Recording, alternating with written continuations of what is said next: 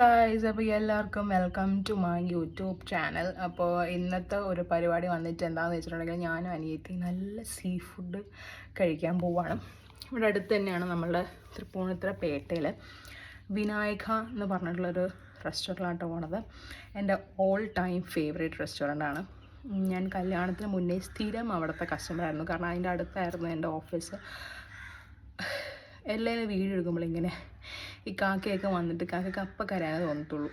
Okay, then coming to the point. Okay, അപ്പം ഞാൻ ഓഫീസിൽ വർക്ക് ചെയ്യുന്ന സമയത്ത് ഞാൻ സ്ഥിരം അവരുടെ കസ്റ്റമറായിരുന്നു കേട്ടോ. നല്ല ടേസ്റ്റാണ് അവിടുത്തെ ഫുഡ്. ഭയങ്കര ഒരു വാവ് ഫാക്ടർ ഒന്നും പറയാൻ പറ്റില്ല. പക്ഷെ നമ്മളുടെ വീട്ടിൽ നമ്മൾ അമ്മമാരൊക്കെ ഉണ്ടാക്കുന്ന നല്ല നാടൻ ഫുഡാണ്. ഏറ്റവും വലിയ ഹൈലൈറ്റ് എന്ന് വെച്ചാൽ ഭയങ്കര റീസണബിൾ ആണ് അവിടുത്തെ പ്രൈസ്. അവിടെ ഏറ്റവും ഹൈ കോസ്റ്റ് വരുന്നത് 90 റുപ്പീസാണ്. ഫിഷ് മോളി പിന്നെ ബീഫ് ഫ്രൈ അതിനാണ് 90 റുപ്പീസ്. ബാക്കിയൊക്കെ അവിടെ 30 റുപ്പീസാണ് സ്റ്റാർട്ടിങ്. 30-50 ഒക്കെയാണ് റേഞ്ച്. എല്ലാം ഉണ്ട്. കക്കയിറച്ചി, ചെമ്മീൻ റോസ്റ്റ്, ചെമ്മീൻ പീര, ഫിഷ് ഫ്രൈ, ഫിഷ് കറിയൊക്കെ ഉണ്ട്. നോർമലി ഒരു ഊണിന് 70 റുപ്പീസാണ്. അതിൽ നമുക്ക് തോരൻ, അച്ചാർ, പപ്പടം, പിന്നെ സാമ്പാർ ഇതൊക്കെ ഉണ്ടാവും. അപ്പോൾ ഞാൻ അവിടെ പോയിട്ട് ഇപ്പോൾ എറൗണ്ട് 6 മാസത്തോളം ആയി കാണും. കല്യാണം കഴിഞ്ഞതിന് ശേഷം ഞാൻ പോയിട്ടില്ല. അപ്പോൾ പെട്ടെന്ന് എനിക്ക് ഇരുന്നപ്പോൾ അവിടെ നിന്ന് ഉച്ചയ്ക്ക് ഊണ് കഴിക്കണമെന്ന് തോന്നി. അപ്പം ഞാൻ അനിയത്തിയും കൂടി പോകാമെന്ന് വിചാരിച്ചു. അങ്ങനെ ഇതേപോലെ കുറച്ച് 1-2 ഫുഡുണ്ട് എൻ്റെ ഫേവറേറ്റ് ആയിട്ടുള്ളത്. അതിൽ ഇതൊരു സ്പോട്ടാണ്. പിന്നെ രണ്ടാമത്തെ വന്നിട്ട് നമ്മളുടെ പണ്ടാരീസ് ബിരിയാണി.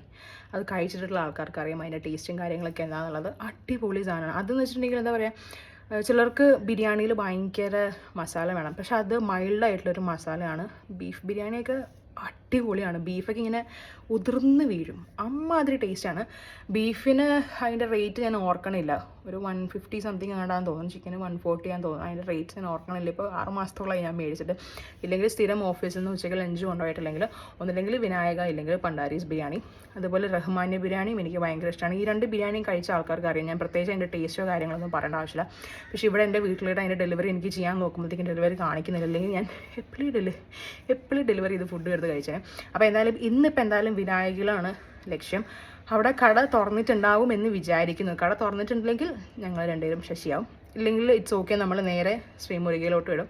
അവിടെ ചെന്നിട്ട് നല്ല പഴംപൊരി ബീഫും കഴിക്കും. ശ്രീമുരുക എല്ലാവർക്കും അറിയാം, ഭയങ്കര ഫേമസ് ആയിട്ടുള്ളതാണ്.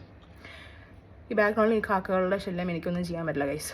എപ്പോഴത് വീഡിയോ എടുക്കുമ്പോഴേക്കായിരിക്കും ഇതുങ്ങൾക്ക് കരയാൻ തോന്നുക. എല്ലാവരും ഇഗ്നോർ ചെയ്യുക. പിന്നെ കുറച്ചും കൂടി നാച്ചുറൽ ആയിട്ടുള്ള സൗണ്ടൊക്കെ ഇരിക്കട്ടെ ബാക്ക്ഗ്രൗണ്ടിലല്ലേ. അപ്പോൾ എന്തായാലും ഞാനിപ്പോൾ റെഡി ആവാൻ നോക്കുകയാണ്. റെഡിയായി കഴിഞ്ഞിട്ട് പോകണം. വിഷ്ണു ട്യൂഷന് പോയേക്കാം. അവൾ ട്യൂഷൻ കഴിഞ്ഞ് വന്നിട്ട് വേണം പോകാനായിട്ട്. പിന്നെ അവളുടെ കുറച്ച് പരിപാടിയും കാര്യങ്ങളൊക്കെ ചെയ്യാനൊക്കെ ഉണ്ട്. 9th എക്സാം, ബോർഡ് എക്സാം ആണെന്ന് തോന്നുന്നു ഈ പ്രാവശ്യം. അറിയില്ല. അതിൻ്റെ കുറച്ച് പരിപാടിയും കാര്യങ്ങളൊക്കെ സ്കൂളിൽ നടന്നുകൊണ്ടിരിക്കണം. അതിൻ്റെ കുറച്ച് ഫോട്ടോസും ഡോക്യുമെൻറ്റ്സും കാര്യങ്ങളൊക്കെ സെറ്റ് ചെയ്യാൻ പോകണം. അപ്പോൾ അതിൻ്റെ ഇടയ്ക്കാണ് നമ്മൾ ഫുഡും കൂടി കഴിക്കാൻ പോകുന്നത്. എന്തായാലും ഞാൻ ഭയങ്കര എക്സൈറ്റഡ് ആണ് കഴിക്കാനായിട്ട്. കുറേ നാളെ കഴിച്ചിട്ട്. അപ്പോൾ നിങ്ങൾ പോയിട്ടില്ലെങ്കിൽ നിങ്ങൾ അവിടെ ഒന്ന് പോയി നോക്കി കഴിച്ചു നോക്കുക. ഞാൻ ഇപ്പോഴും പറയുന്നു, ഭയങ്കര എക്സ്ട്രീമായിട്ട് വാവ് എന്ന് പറയേണ്ടതില്ല. നോർമലി ആയിട്ടുള്ള റീസണബിൾ റേറ്റിൽ നല്ല ഹൈജീനായിട്ട് നല്ല ടേസ്റ്റുള്ള ഫുഡാണ്. അവിടെ 12 മണി 12:30 ആകുമ്പോൾ 12:15 ആ ഷോപ്പ് ഓപ്പൺ ചെയ്യുക. ഉച്ചയ്ക്ക് 2 മണി വരെ എങ്ങാണ്ട് ഉണ്ടാകത്തുള്ളൂ. ഉച്ചയ്ക്ക് ഊണ് മാത്രമേ ഉള്ളൂ. രാവിലെ വൈകിട്ടൊന്നുമില്ല. പിന്നെ ഞായറാഴ്ച കട ഹോളിഡേ ആണ്. മൺഡേ ടു സാറ്റർഡേ വരെ ഉള്ളൂ. പിന്നെ അത്യാവശ്യം നല്ല തിരക്കുണ്ടാവും കേട്ടോ. അവിടെ നല്ല തിരക്കുണ്ട്. ഞാനൊക്കെ അവിടെ 2-3 പ്രാവശ്യം പോയിട്ട് പുറത്ത് നിന്നിട്ട് സീറ്റ് ഇട്ടിട്ട് കഴിക്കേണ്ട അവസ്ഥ വന്നിട്ടുണ്ട്. അവിടെ എനിക്കൊന്ന് അറ്റ് ടൈം ഒരു 10-14 അല്ലെങ്കിൽ 15 പേർക്ക് ഇരുന്ന് കഴിക്കാനുള്ള ഒരു സീറ്റിങ്സിൽ ഒരു ചെറിയ കടയാണ്. നമ്മുടെ മെട്രോ പില്ലറുടെ അടുത്ത് തന്നെയാണ്. ഞാൻ എന്തായാലും അതിൻ്റെ ലൊക്കേഷനും കാര്യങ്ങളും കറക്റ്റ് വീഡിയോ ആയിട്ടൊക്കെ ഷെയർ ചെയ്യാം.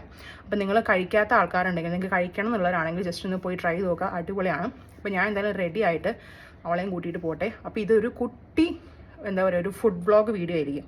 ഒരു ചിന്ന ഫുഡ് അടി വീഡിയോ ആയിരിക്കും. അപ്പോൾ നമുക്ക് വിശേഷങ്ങൾ പോകെ അവിടെ എത്തുമ്പോഴത്തേക്കും ഞാൻ പറയാം. റെഡി ആയി കഴിഞ്ഞിട്ട് ഇതാണ് എൻ്റെ ഡ്രസ്സ്. ഞാൻ എൻ്റെ ടെറസിൽ നിന്നാട്ടോ വീഡിയോ എടുക്കുന്നത്. ഭാഗ്യത്തിന് ഇപ്പോൾ കാക്കൊന്നും കരയുന്നില്ല.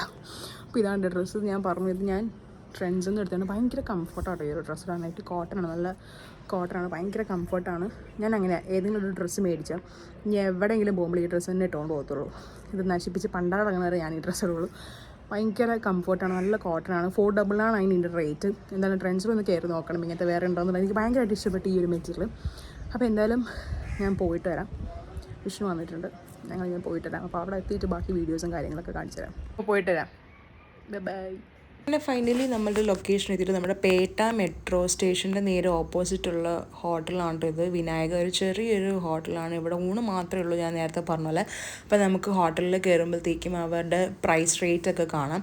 ഞാൻ നേരത്തെ പറഞ്ഞിട്ടുണ്ടായിരുന്നു 90 റുപ്പീസ് ആയിരുന്നു ഹൈയസ്റ്റ് എന്നുള്ളത്. പക്ഷേ ഈ 6 മാസത്തെ ഗ്യാപ്പ് കൊണ്ട് അവർ 10 രൂപ അവർ കൂട്ടിയിട്ടുണ്ട്. എന്നാലും ഇറ്റ്സ് വർത്ത് എന്ന് വേണമെങ്കിൽ പറയാം. അപ്പോൾ ഊണിന് നമുക്ക് ഒരു പച്ചക്കറി ഉണ്ടായിരുന്നു, പപ്പടം, അച്ചാറ്, പിന്നെ കോവയ്ക്ക് ഉപ്പേരി, പിന്നെ നമുക്ക് ഒഴിച്ചു കൂട്ടാനായിട്ട് നമുക്ക് സാമ്പാർ തരും, മീൻകറി ഉണ്ടാവും, പുളിശ്ശേരി ഉണ്ടാവും. അപ്പോൾ ഞങ്ങൾ സ്പെഷ്യൽ മേടിച്ചത് ചെമ്മീൻ പീരയും പിന്നെ നമ്മളുടെ കൊഴുവ ഫ്രൈയും, പിന്നെ ഞാൻ എൻ്റെ സ്പെഷ്യലായിട്ടുള്ള കരിമീൻ പൊള്ളിച്ചതാട്ടോ മേടിച്ചത്. ചോറൊക്കെ ഊണൊക്കെ കറിയൊക്കെ പറയുമ്പോഴത്തേക്കും നമ്മുടെ നോർമലി നമ്മളുടെ വീട്ടിൽ കിട്ടുന്ന ഊണ്, ഞാൻ എപ്പോഴും പറയുന്ന പോലെ വാവ് ഫാക്ടറി ഇല്ല, ബട്ട് ഇത്രയും ഈ ഒരു റേറ്റിന് നമുക്കിത് വേർത്താണ്. ചെമ്മീൻ പീരയൊക്കെ എന്നൊക്കെ പറയണത് എൻ്റെ ഓൾ ടൈം ഫേവറേറ്റാണ്, അടിപൊളിയാണ്. ഞാൻ അപ്പോൾ കഴിച്ച അതേ ടേസ്റ്റ് തന്നെയാണ് ഇപ്പോൾ. ഇച്ചിരി കൂടിയിട്ടുണ്ടെങ്കിലേ ഉള്ളൂ, അതിൽ യാതൊരു കോംപ്രമൈസോ കാര്യങ്ങളൊന്നുമില്ല. അപ്പോൾ അനിയത്തിക്കും എന്തായാലും ഇഷ്ടപ്പെട്ടിട്ടുണ്ട്. സാധാരണ അവൾക്ക് ഇങ്ങനെ ചോറ് കാര്യങ്ങളൊന്നും അവളങ്ങനെ കഴിക്കാത്തതാണ്. പിന്നെ എൻ്റെ കോൺസെൻട്രേഷൻ മൊത്തം നമ്മളുടെ ഈ കരിമീൻ പൊള്ളിച്ചതാണ്. 100 റുപ്പീസാണ്, 100 രൂപയ്ക്ക് ഈ കരിമീൻ പൊള്ളിച്ചത് അത് വേർത്താണെന്ന് ഞാൻ പറയുള്ളൂ. കരിമീൻ പൊള്ളിച്ചതും അതിൻ്റെ ചാറും പപ്പടം കൂടി കൂട്ടി കഴിക്കാൻ ഭയങ്കര ടേസ്റ്റായിരുന്നു. എനിക്ക് ഭയങ്കരമായിട്ട് ഇഷ്ടപ്പെട്ടു. എനിക്ക് ഇഷ്ടമുള്ള ഫുഡ് കഴിക്കുമ്പോഴത്തേക്കും ഞാനിങ്ങനെ എക്സ്പ്രഷൻസ് അല്ലെങ്കിൽ ഓരോ സൗണ്ട് ഇടും. അതെന്താണെന്ന് അറിയാൻ പാടില്ല, എനിക്ക് ഭയങ്കരമായിട്ട് ഇഷ്ടപ്പെട്ടു. 100 രൂപയ്ക്ക് ഇത് വേർത്താണെന്ന് ഞാൻ പറയുള്ളൂ. അത്യാവശ്യം ആ കരിമീൻ്റെ സൈസ് കാണുമ്പോൾ തന്നെ നിങ്ങൾക്ക് മനസ്സിലാവും. ഇത് നല്ല ഫ്രഷായിട്ട് പിടിക്കുന്ന കരിമീനാണ് കേട്ടോ, ഐസിട്ട കരിമീനൊന്നുമല്ല. കാരണം അത് കഴിക്കുമ്പോഴത്തേക്ക് എനിക്കത് മനസ്സിലാവും. അതിൻ്റെ ഗ്രേവി അടിപൊളിയായിരുന്നു. ചോറിനേക്കാളും കുറച്ചും കൂടി നമുക്ക് നമ്മുടെ അപ്പത്തിൻ്റെ ഒക്കെ ഒപ്പം നന്നായിട്ട് പോകും.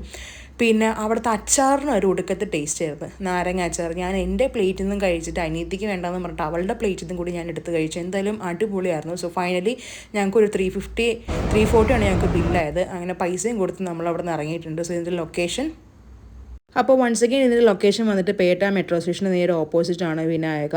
ഒരു ചെറിയ കടയാണ്, ഇവിടെ ഊണ് മാത്രമേ ഉള്ളൂ. ഒരു 12 മണിയാകുമ്പോഴത്തേക്കും ഇത് സ്റ്റാർട്ട് ആവും. അപ്പോൾ കഴിക്കാൻ താല്പര്യമുള്ളവർ എന്തായാലും വന്നേക്കും. അപ്പോൾ നമുക്ക് എന്തായാലും അടുത്ത വീഡിയോയിൽ കാണാം.